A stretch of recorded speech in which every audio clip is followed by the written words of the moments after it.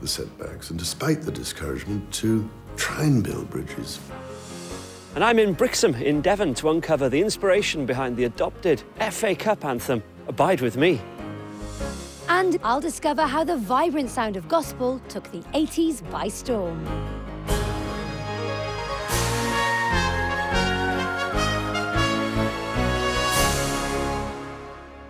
And there's a fantastic range of music for you to sing along to if you want to, from all over the UK, including a performance by the BBC Philharmonic Orchestra and the Huddersfield Choral Society. But first, we begin with a hymn of praise.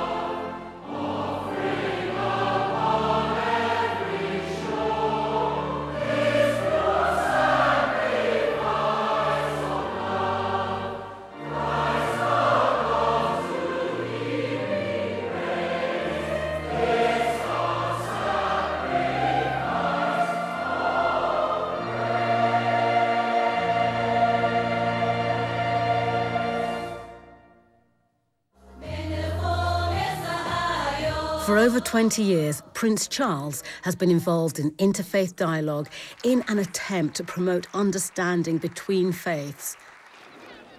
Late last year, he visited Christian communities from the Middle East resident in the UK. With today's news stories often highlighting religious hostility, persecution and tension between faiths, I'd like to know why His Royal Highness believes that bridges can still be built. Your Royal Highness, why did you decide to visit the Armenian, Chaldean and Syrian Orthodox churches, and can visiting really help? Well, I particularly wanted to show solidarity, really, and deep concern for what so many of the Eastern Christian churches are going through in the Middle East. I mean, what can I do except try to show concern and sympathy and understanding? I just felt that one way to do that, because I know that so many of them, having been to visit their congregations, have members of those congregations where their families are still out in Iraq or Syria or wherever, and are either being persecuted or killed or in some awful way badly treated, to say the least, driven out of their homes. And I just felt that it was very important to show that sympathy with them, but also in a way that might draw some more attention to their plight, which is so utterly appalling when you think how long Christians have been in the Middle East, and that Christianity, of course, was founded in the Middle East, which we often forget, I think. People sort of lost touch sometimes with this.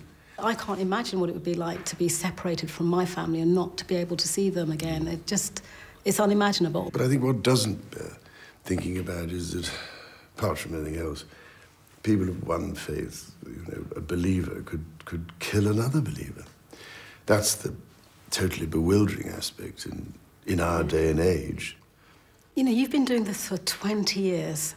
You've been, after 20 years of really trying to build bridges between all these different faiths, do you feel a bit discouraged with the current situation? Well, inevitably, I find it heartbreaking that these sort of things should happen, particularly when I know that, in many ways, there's never been more activity going on, with interfaith dialogue and endless efforts made to bring everybody together, to remind us all of our shared common Abrahamic roots and origins.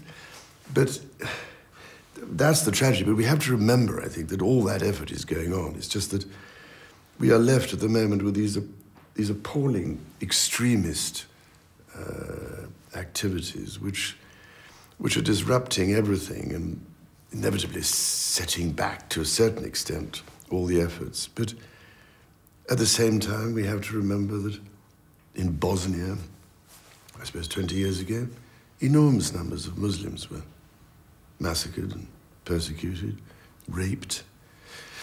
So it isn't just Christians, but I personally mind about, persecution and ill treatment of anybody. Yeah. But I think the secret is we have to work harder to build bridges, and we have to remember that our Lord taught us to love our neighbour, to do to others as you have them do to you, and just to go on despite the setbacks and despite the discouragement to try and build bridges and to show justice and kindness to people.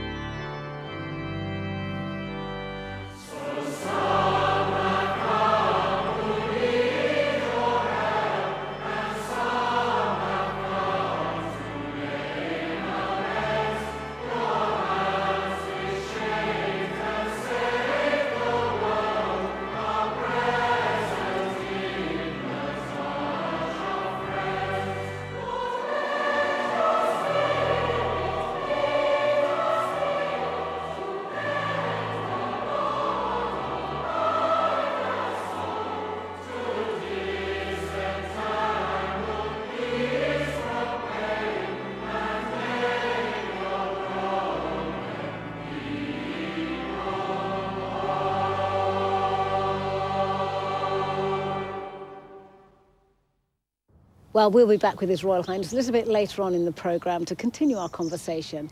But first, if there's one style of music you know brings hope, it's gospel. And Connie's on a journey into the story of Black British gospel.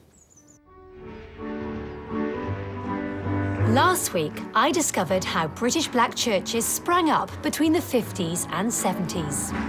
They initially kept their gospel music inside the church, but as author Steve Alexander Smith has been telling me, that all changed in the 80s. The main group that really took gospel music in Britain to another level were the London Community Gospel Choir.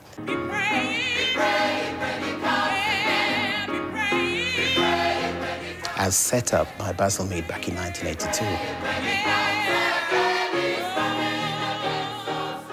The choirs are coming out of the church as it is, and are taking the music into secular places where people who don't normally go to church can hear gospel music now.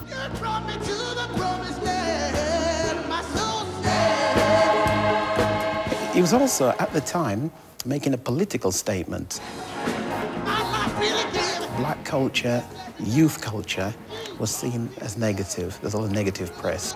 Basil was saying, oh, hang on a minute, we've got something to offer. But not everyone agreed with this change in direction. Some Pentecostal churches didn't sit well with bringing in certain type of instruments, like the drums, if you like, that was more associated with pop, rhythm and blues, rock and roll. Either it was church music, music that was sacred, or it was the music that was out there, the devil's music. It was as simple as that.